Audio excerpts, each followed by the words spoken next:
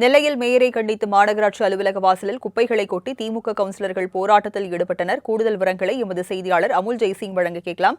அமுல் ஜெய்சிங், திமுக கவுன்சிலர்கள் மேற்கொண்டு வரும் இந்த போராட்டம் குறித்து விவரங்களை பதிவு பண்ணுங்க. ராஜலட்சுமி, நிச்சயமாக திருநெல்வேலி மாநகராட்சியில் மேயர் ராமகிருஷ்ணன் தலைமையில இன்று மாமன்ற கூட்டமானது நடைபெற்றது. இந்த கூட்டம் நடைபெற்று கொண்டிருக்கும் பொழுது இந்த ஆரம்பித்த சிறிது நேரத்திலேயே முன்னாள் ஆளும் கட்சியை சார்ந்த கவுன்சிலர் பவுல்ராஜ் என்பவரும் தற்போதைய திமுக கவுன்சிலர் ஒருவரும் தங்களுடைய பகுதியில் உள்ள அந்த குப்பைகளை வண்டியில அவர்களே அள்ளிக்கொண்டு மாநகராட்சி அந்த வாயில்ல அவங்க வண்டியில கொண்டு வந்து தங்களுடைய எதிர்ப்பை பதிவு பண்ணியிருக்கிறாங்க. அந்த வகையில் இந்த மாநகராட்சியின் 5வது வார்டு திமுக கவுன்சிலர் ஜெகநாதன் மற்றும் 6வது வார்டு கவுன்சிலர் பவுல்ராஜ் ஆகிய இருவரும் தங்களது வார்டுகளில் பல நாட்களாக அகற்றப்படாமல் இருந்த குப்பைகளை இன்று மாநகராட்சி கூட்டத்திற்கு கொண்டு வந்திருந்தார்கள். தங்களுடைய வார்டுகளில் பல நாட்களாக இந்த குப்பைகள் அகற்றப்படவில்லை என குற்றம் சாட்டி தங்களுடைய எதிர்ப்பையும் போராட்டத்தையும் ஈடுபட்டார்கள். தங்களுடைய சொந்த செலவுல வாகனங்களை ஏற்பாடு செய்து தங்கள் வார்டுகளில் தேங்கி கிடந்த குப்பைகளை அள்ளி இந்த மாநகராட்சி அலுவலகத்தில் உள்ள இந்த வாகனத்தை கொண்டு எதிர்ப்பை தெரிவித்த சம்பவம் பெரும் பரபரப்பை ஏற்படுத்தியது. இது குறித்து இந்த 5வது வார்டு கவுன்சிலர் ஜெகநாதன் என்பவர் பத்திரிகையாளர்கள் கூறுகையில், தன்னுடைய வார்டுல கடந்த 10 நாட்களாக குப்பை வண்டிகள் வரவில்லை என்றும் தனியார் நிறுவனமான இந்த ராமன்கோ அந்த குப்பைகள் அள்ளுவதில் பெரும் மெத்தனம் காட்டுவதாகவும் குற்றம் சாட்டினார்.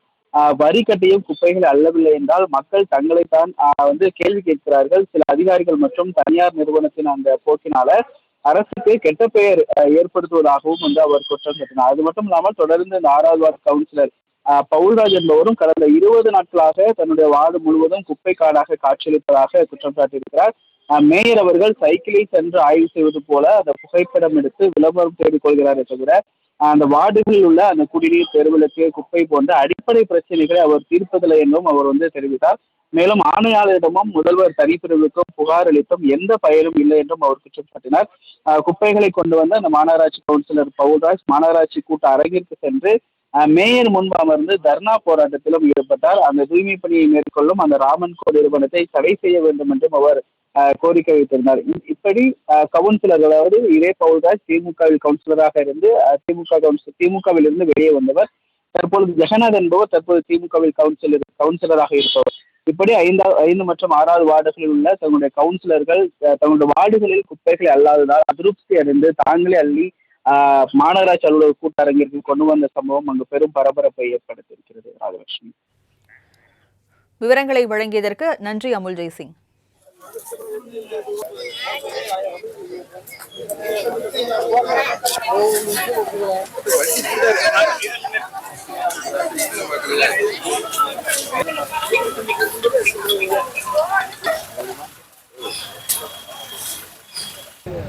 கடந்த 20 நாட்களுக்கு மேலாக எனது வார்டை சுத்தி குப்பைகளாவே கிடக்கு.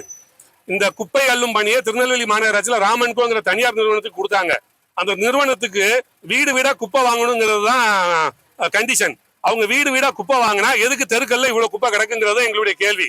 20 நாட்களா சிஎம் செல்லுக்கு கம்ப்ளைண்ட் பண்ணி, கமிஷனருக்கு கம்ப்ளைண்ட் பண்ணி, மேயருக்கு கம்ப்ளைண்ட் பண்ணி, சிஹெச்ஓ, சானிட்டரி இன்ஸ்பெக்டர் எல்லாருக்கும் கம்ப்ளைண்ட் பண்ணி இந்த குப்பை அள்ளல.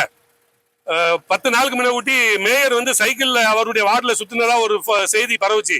அவர் இதுக்கு கவுன்சிலராகவே இருந்திருக்கலாம். அவர் மேயரா எதுக்கு வரணும்? 55 வார்டுலையும் சுத்தணும் தானே கார் வாங்கி கொடுத்துருக்காங்க. 55 வார்டு அவர் சுத்தி ஒழுங்கா இந்த குப்பைகளை அகற்றி இருந்தா நாங்க இன்னைக்கு குப்பையோட இந்த மாநகராட்சிக்கு வரணும்னு அவசியம் இல்லையே. இவங்க இந்த மகளிர் உரிமை தொகை 1000 ரூபாய், வீட்டுக்கு 3000 ரூபாய், பொங்கலுக்கு 3000 ரூபான்னு கொடுத்துட்டா மட்டும் ஓட்டு வாங்கி ஜெயிச்சிடலாம் நினைக்காங்களே தவிர மக்களுக்கு செய்ய வேண்டிய அடிப்படை பணிகள் எதுவுமே செய்யப்படவில்லை. ராமன்கோ கம்பெனி சரியா செயல்படலை, எல்லா இடத்துலையும் குப்பைகள் தேங்கி இருக்கு, நீங்க சரியான முறை நடவடிக்கை எடுக்கணும்னு சொல்லி நான் பேசினேன். ஆனா இதுக்கு எந்த ஒரு நடவடிக்கையுமே எடுக்கல அதிகாரிகள். இன்னைக்கு பாத்தீங்கன்னா 3 நாளைக்கு ஒரு திருப்பு குப்பை வாங்கினாங்க, 4 நாளைக்கு ஒரு திருப்பு. இன்னைக்கு என்னன்னு கேட்டீங்கன்னா திருப்பு குப்பை வாங்கிட்டு இருக்காங்க. திருநெல்வேலி மாநகராட்சியில 10 நாளைக்கு ஒரு திருப்பு வீட்டுல குப்பை வாங்குதாங்க. இதனால மக்கள் என்ன செய்தாங்கன்னு கேட்டீங்கன்னா ரோட்ல குப்பை போடுறாங்க. அவங்க வரும்போது அது 12 மணிக்கும் 1 மணிக்கும் குப்பை வாங்க வராங்க. இதுக்கு சரியான இது எங்களுடைய திமுக ஆட்சியை கெடுக்கிறதுக்காக இந்த ராமன்கோ செயல்பட்டுக்கிட்டு இருக்கு.